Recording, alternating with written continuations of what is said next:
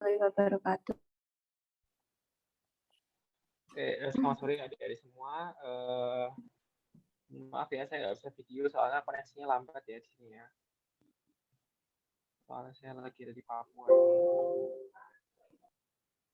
Ini kita akan membahas sistem respirasi ya. Jadi sistem respirasi untuk anatomi. Sistem respirasi itu gimana? Saya akan melihatkan traktus respiratoris secara umum ya. Respiratoris itu seperti ini. Tolong di-mute semua, kayaknya ada yang bocor ini. Oh. Oke. Jadi traktus respiratoris itu secara umum seperti ini ya. Jadi kita lihat di sini ada hidung, dimulai dari hidung ya. Dari mana hidung ini lubangnya itu namanya nostril ya, nostril. Kemudian ada kafum kecil di sini namanya vestibulum nasi ya. Terus nanti ada kavitas nasi ya, kavitas nasi di sini. Ini kafum nasi, ini vestibulum nasi ya. Kafum nasi, vestibulum nasi, kavitas kafum nasi ini isinya konka, inferior, medius, sama superior ya. Nanti dibahas di indra, panca indra. Kemudian ini ada sinus paranasal ya. Nah, kemudian dari kafum nasi ini ya, dari nasi berlanjut ke faring ya. Faring nanti dibedakan jadi 3. Ada faring pars nasalis ya, ada pars oralis, pars laringea. Nah, ini apa namanya? Di sini itu ya pas kalau kalian COVID ya, kalau COVID-19 itu dicolok hidung sampai di sini ya, biasanya ya, sampai nasal pharyngeus ya. Kemudian ini pars pharyngeus atau pars oralis yang pars oralis ini.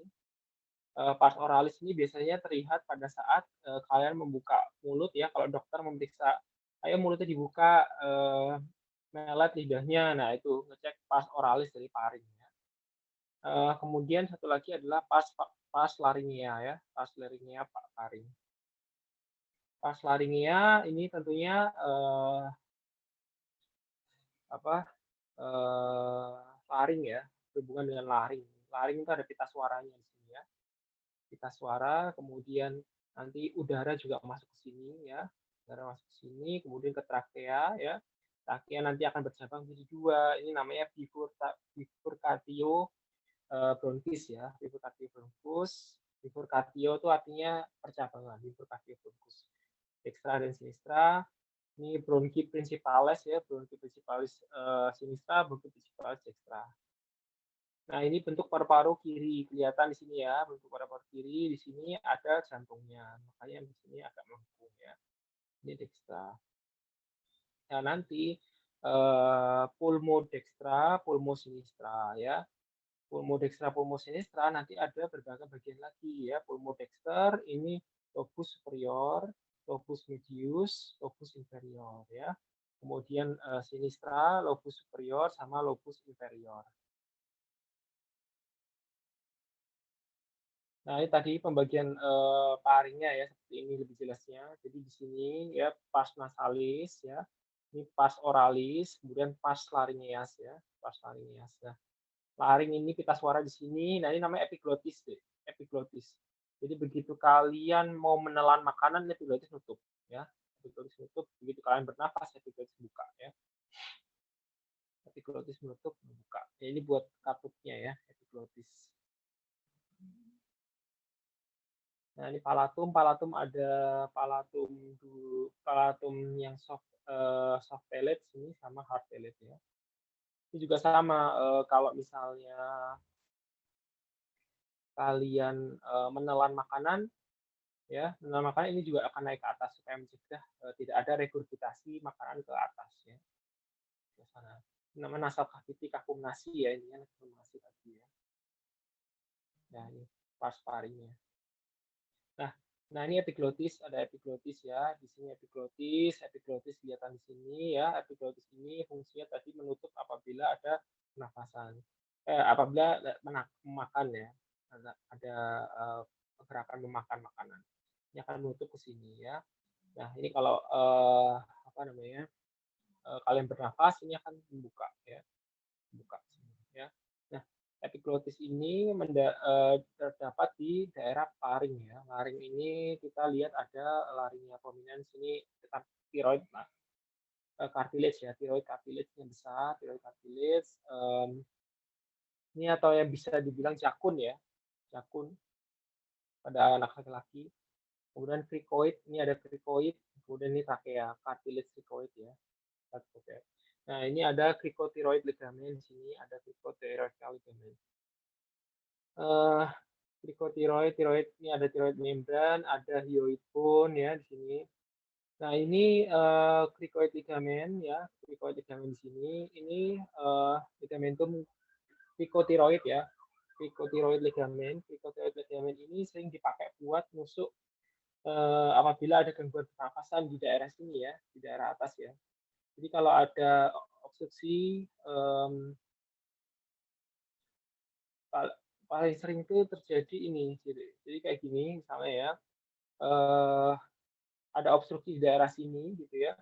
Nah ini kan tiroid ya, jadi tiroid cartilage ya. Ini kan gede kan tiroid cartilage, dan di bawah cricoid ya. Nah ini bisa dilubangi di sini, lubangnya cukup besar. Ya, dilubangi di sini, jadi kalau ada obstruksi di daerah sini, lubang di sini bisa membantu pernafasan dengan lebih lancar ya.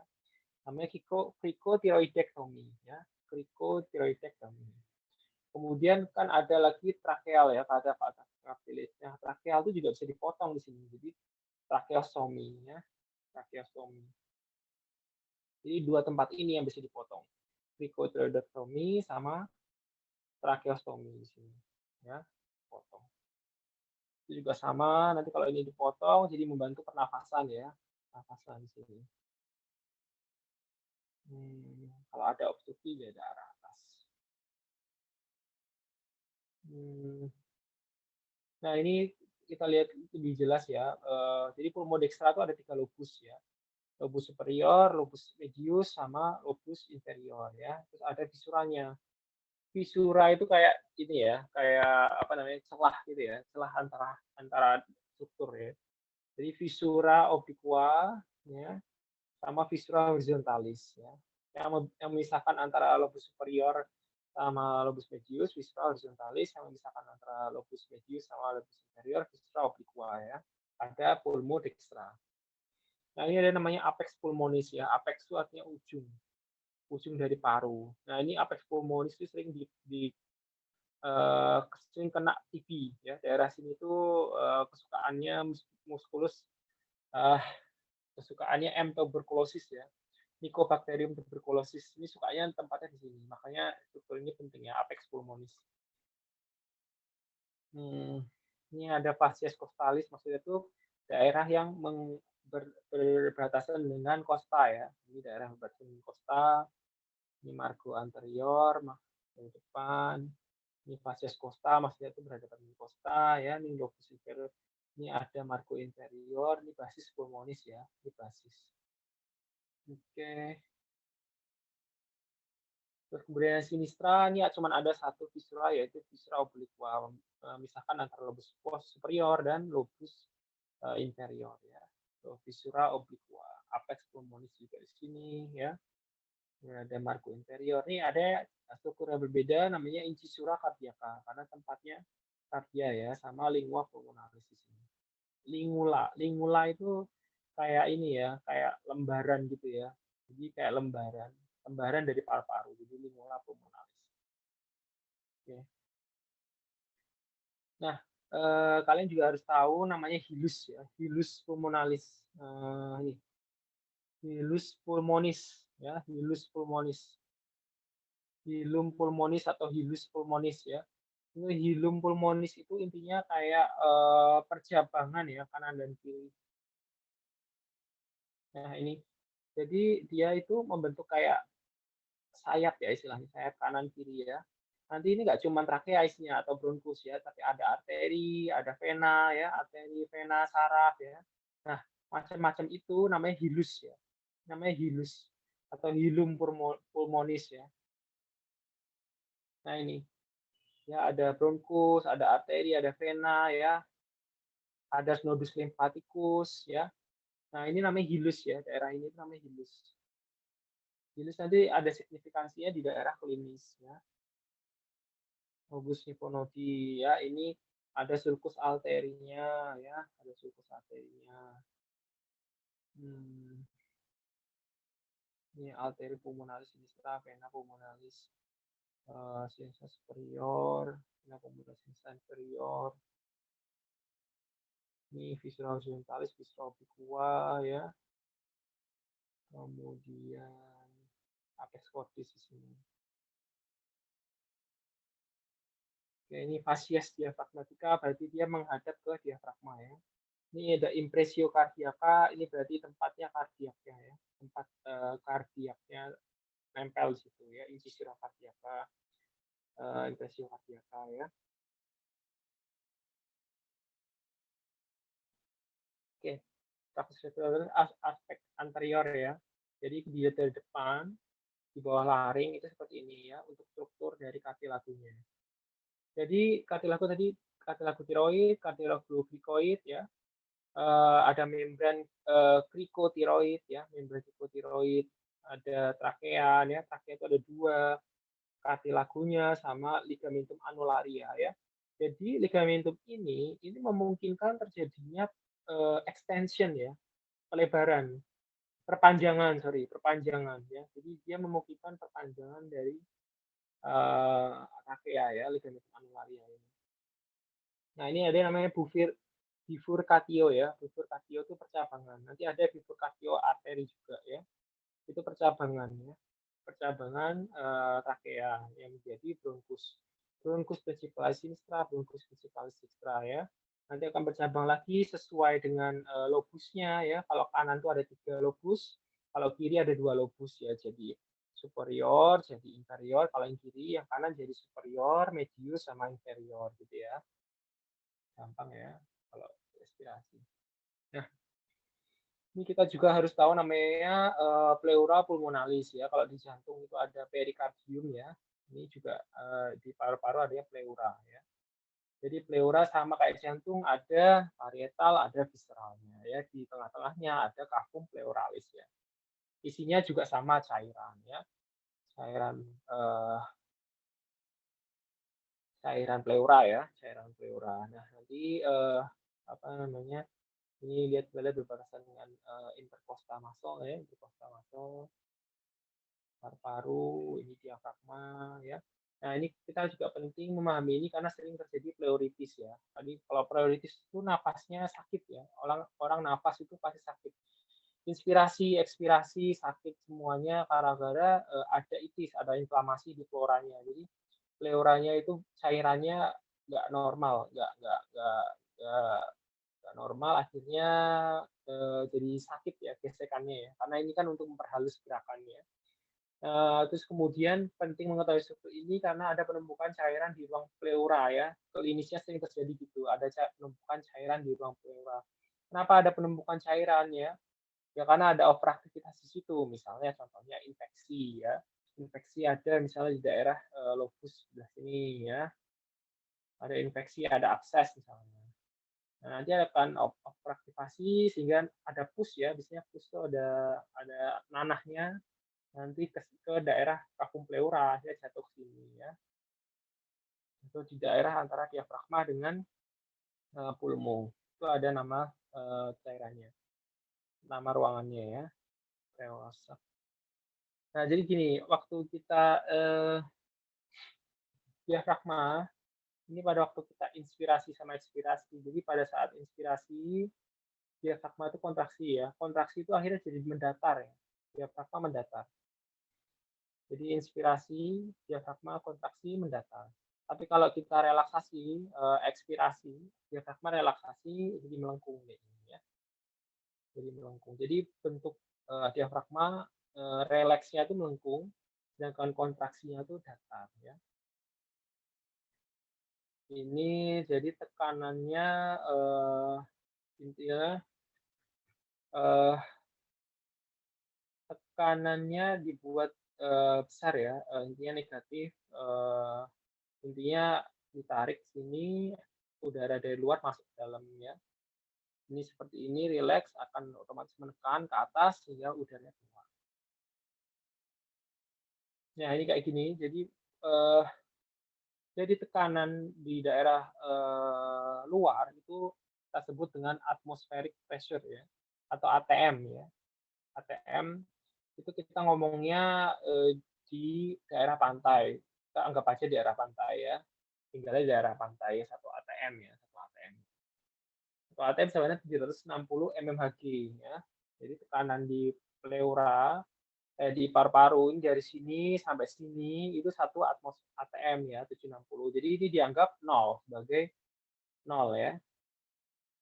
760 itu dianggap nol. Nah, 760 dianggap nol dan ternyata ya di daerah intrapleural ya, intrapleural itu di cavum pleura ya, antara pleura parietal sama pleura visceral ya.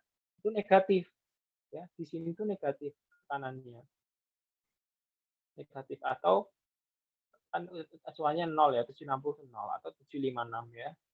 Ini negatif tekanannya.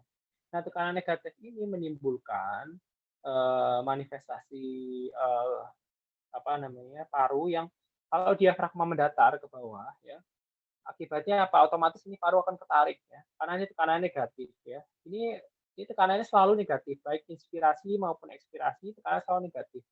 Itu berfungsi untuk membawa paru ya, membawa paru itu mengikuti gerakan dada, dinding dada ya, kayak gitu.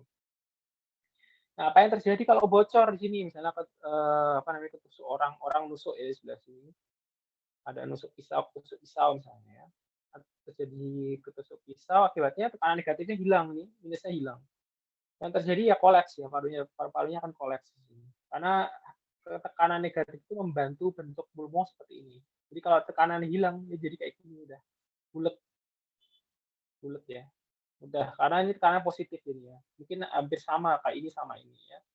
Lebih parah lagi apabila ada gerakan inspirasi misalnya ya, masuk ke sini, tekanannya jadi positif di sini. Positif terus positif terus positif terus nggak bisa keluar ya, karena ini ada clapping biasanya. Akhirnya jadi pneumotoraks ya. Lama-lama pneumotoraks jadi ini makin kolaps, makin kolaps, makin kolaps, akhirnya apa namanya pneumotoraks namanya. Nah, ini pentingnya tekanan negatif di paru seperti itu.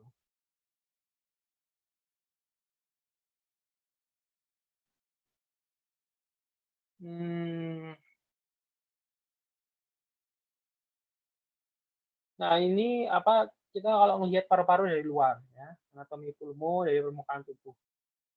Ini saya nggak ngerti ya, kayaknya acuannya beda. Jadi dia menganggap ini sebagai linea sternalis. Saya sebelumnya nyebut ini linea parasternalis. Ya memang kenyataannya beda deh. Ada yang nyebut ini linea parasternalis, ada yang nyebut linea sternalis. Ya silakan lah. Terus ada yang nyebut ini mid sternalis. Ya udah. Sama aja ya linea parasternalis sama linea sternalis. Jadi, nah ini pulmo itu seperti ini bentuknya ya. Pulmo itu seperti ini. Nah, kafum toraksnya itu lebih gede lagi. Ya, kafum toraksnya lebih gede lagi. Akibatnya apa? Ada daerah kosong di sini. Daerah kosong. Ya, daerah kosong. Nah, daerah kosong ini namanya recessus costodiaphragmicus ya. Recessus costodiaphragmicus itu maksudnya apa? Ya antara costa sama diafragma ada ruang. Ya. Costodiaphragmaticus. Ada ruangan di sini kosong. Ini tekanannya positif apa negatif? Di sini berarti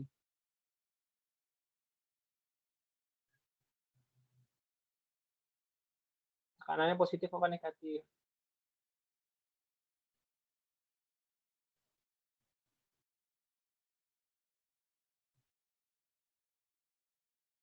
Nurul Fatimah. Iya, Kak. Di sini tekanannya positif apa negatif?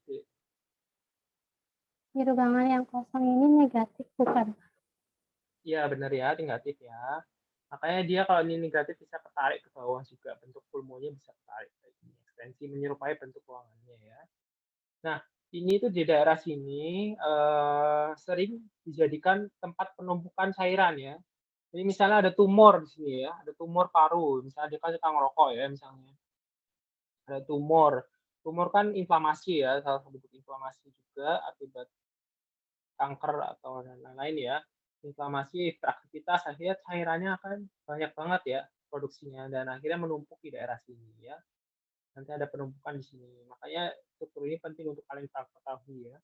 Di sini ada cupula pleura ya. Di sini ruang kosong ini dibilangnya cupula pleura ya. Bukan ruang kosongnya, sorry. Cupula pleura itu pleura atas pleura ya. Ini kalau ini apex pulmo, ini namanya cupula pleura. Pleuranya bilang cupula pleura ya. Sini. Apa lagi? Ya ini kalau dari belakang seperti ini ya. Kalau dari belakang kita cuma bisa ngelihat dua lobus, mas. Baik kanan atau kiri cuma bisa ngelihat dua lobus ya. Lobus superior sama inferior ya. Ini ada linea paravertebralis, ini linea scapularis ya. Ini juga ada yang bilang linea mid scapula. Mid scapularis, sorry. Ini linea mid scapularis. Nah, ini linea mid axillaris ya. Saya juga nggak mungkin ini kenapa linea mid axillaris ya. Ini linea axillaris seperti ini harusnya. Mid axillaris kayak gini. Ya, di tengah kayak gini, linea axillari anterior sama linea axillari posterior. Tapi kok di sini kok linea mid axillari, saya nggak paham. Ini kenapa ambilnya gitu. Tapi yang jelas, linea axillaris itu sejajar sama linea axillaris anterior sama posterior, karena dilihat dari anterior atau posterior ya. Ini kan kalau dilihat dari alat, jadi nggak masalah mau nyebutnya apa juga nggak masalah ya. Jadi batas paling kanan ya atau batas paling kiri itu linea mid axillaris ya pulmo itu ya. Nah, dalam hal ini pleura ya, pleuranya batas paling kanan. Kemudian batas pulmonya itu linea scapularis atau mid scapularis, saya juga tidak tahu itu. Ada dua versi. Mid scapularis ya, batas paling kanan. Ini juga sama. Jadi kalau di depan ini mid axillaris ya, ini mid clavicularis, daerah sini mid clavicularis nggak ada ini ya. Clavicularis biasanya itu dipakai buat ini apa namanya penempatan EKG ya, penempatan EKG. Ini stenalis atau parastenalis. Ya linea-lineanya kayak gitulah. Nanti kita bisa linea sternalis, linea midclavicularis, pulmo terakhir berakhir di mana? Ini bisa kita lihat di sini. Ya, linea mid axillaris, pulmo terakhir berakhir di mana? Bisa kita lihat di sini ya. Nah, ini fungsinya buat apa kalau kita tahu seperti itu ya? Ini contohnya ini torakosintesis ya. Jadi ada penumpukan cairan di daerah sini. Jadi misalnya ada infeksi atau ada kanker ya, akibatnya over produksi cairan berlebihan, akhirnya cairan menumpuk di sini ya. Cairan menumpuk di sini akan menekan pleura ke atas, akhirnya pasien menjadi sesak. Untuk itu makanya kita butuh pengeluaran cairan supaya membebaskan nafasnya semua lebih baik ya. Karena nafasnya tertekan itu capek ya kalau nafas ya. Jadi kalau capek kayak gitu lama-lama asidosis nanti dia. Karena kecapean nafasnya. Nah, ditekan di interkosta 9 atau 10 linea mid scapularis ya. Jadi batas paru paling bawah ini ya. Ya, di sini ini berakhir di ya ini di belakang ya lebih aman ya. Ini kan kosta 10, kosta 12, kosta 12 ya. Kosta 11, kosta 10 ya. Nah, ruangan interkosta 9 sama 10 di sini. Itu so ya. Paling aman ya. Diambil cairannya sampai lumayan habis ya. Tapi biasanya nanti produksi lagi ya. Itu hanya bersifat sementara. Kalau etiologinya nggak diambil, kanker yang nggak diambil atau infeksi nggak diatasi ya terus menerus produksinya bakal ada terus ya. Nanti ditorakosintesis lagi. Tapi amat sangat membantu pernapasannya dia ya, amat sangat membantu meningkatkan kenyamanannya dia kalau dilakukan tindakan ini. Nah ini ya, jadi recessus costodiaphragmaticus ya. Jadi apabila kita melakukan X-ray, itu akan terlihat di daerah ini datar bentuknya. Ya, nanti akan datar. Jadi nggak lancip kayak gini, tapi akan kayak gini atau datar ya. Jadi artinya apa? Artinya ada cairan yang berlebih ya. Penyebabnya apa? Nah, itu akan dicari tahu lebih dalam lagi ya. Nah, ini kita lihat struktur jantung ya. Sebelumnya kita udah bahas ya. Ini diafragma ya. Ini apex pulmo, kalau nyari TB di sini ya kesuraman gitu. Ya, TB di sini. Nah, nyari ini namanya daerah hilus deh, hilus ya tadi yang saya bilang ya. Ini namanya daerah hilus ya. Jadi ada bronkus, ada arteri, ada vena ya. Bronkus, arteri, vena ya, itu namanya hilus ya. Namanya hilus. Nah, ini hilus kayak gini ya, hilus. Hilus ada macam-macam, ada nodus limfatikus ya, ada arteri, ada vena. Nah, hilus ini apa namanya? Signifikan di kayak gini ya. Jadi terlihat putih-putihnya. Nah, kalau putih-putihnya banyak seperti kayak gini ya. Nah, ini kayak gini. Ini kemungkinan besar ada hiperaktiviti dari limfonya ya, pembesaran hilus. Berarti berinsi limfa sama bronkus kemungkinan limfonya membesar ya. Bronkus kan membesarnya wajar mesti ya. Tapi limfo membesar itu tandanya sistem imun tubuhnya lagi meningkat ya. Biasanya pasiennya ada gejala klinis berupa batuk-batuk ya. Baik itu batuk-batuk apa ya, berdahak. Ya biasanya berdahak sih karena di sini kan di infeksi di daerah sini pasti menimbulkan dahak yang lebih banyak ya dibandingkan infeksi di daerah atas. Ya kayak gitu. Kayak gitu aja deh untuk sistem respirasi. Ini. Ada pertanyaan enggak? Bapak, saya mau nanya boleh gak? Ya. Kan saya bukan sering lihat ya, pernah melihat orang yang kerongkongannya itu dibolongin karena dia ngerokok mungkin ya. Terus itu gimana cara penyaringan udaranya, Pak? Kalau yang dibolongin itu yang di kerongkongannya.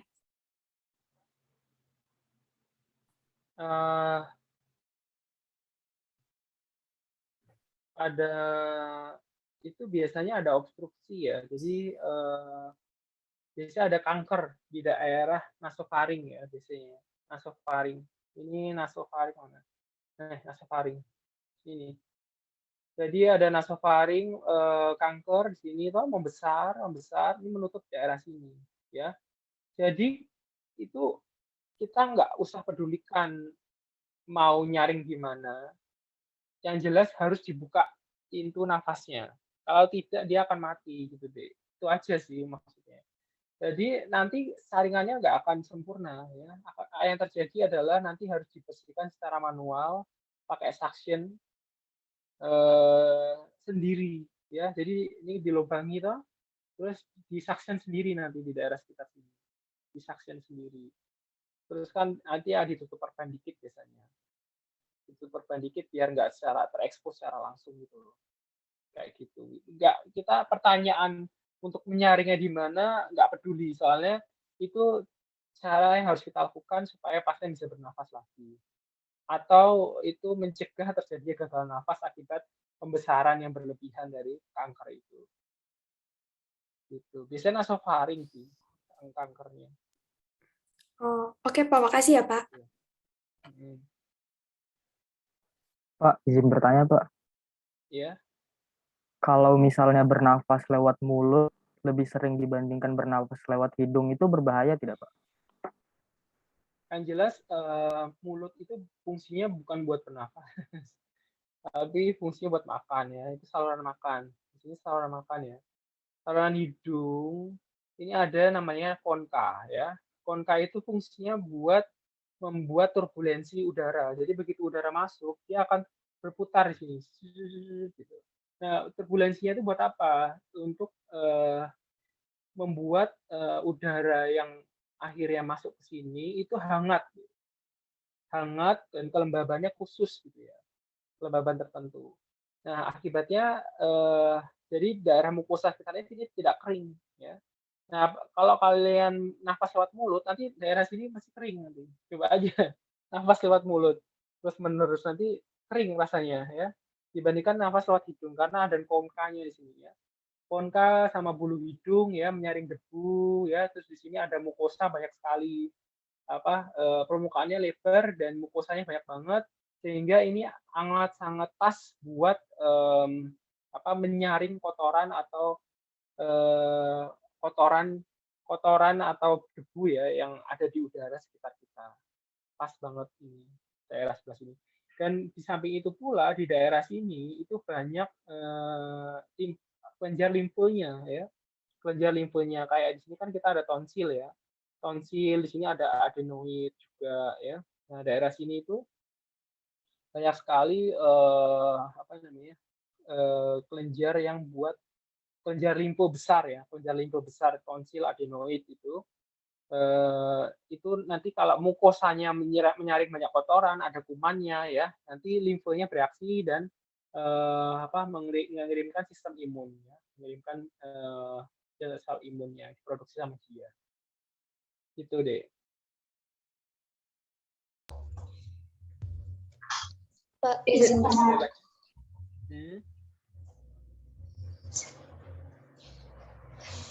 Apa pertanyaannya, silakan. Pak izin bertanya. Jadi Ya. kan sebelumnya ibu saya sudah terdiagnosis terkena penyakit diabetes, Pak. Terus pas kemarin itu sempat sakit, kata dokternya tuh jantungnya bengkak, Pak. Terus